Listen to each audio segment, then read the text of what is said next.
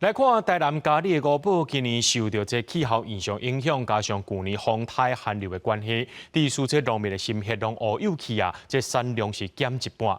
永年拢是4月就会当采收，不过今年却是延过外过，也影响到在地五宝的活动。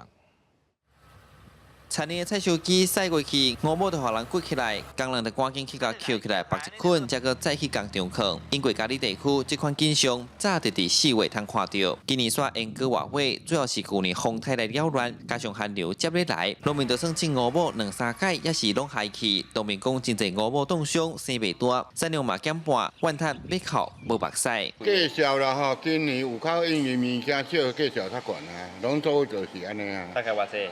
进头就40块、45。叫伊讲安尼损失。哎，总是6、7成啦。啥济啊？啊，你甲算下2吨半，啊，进采剩300，上昨5分地采500公斤。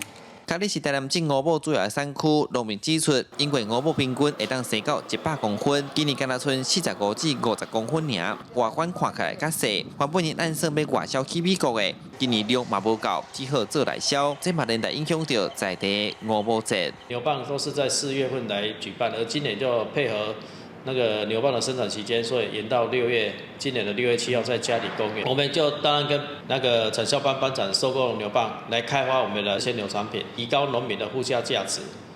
来增加农民的收入啦。种五宝的面积逐冬在减少，今年敢若20公顷。即阵这人口老化，嘛欠人工，佮加上极端气候的考验，靠天食饭的农民真辛苦。农民嘛烦恼，若无少年的来接，未来这个产业恐惊会出现断层。记者从台南采访报道。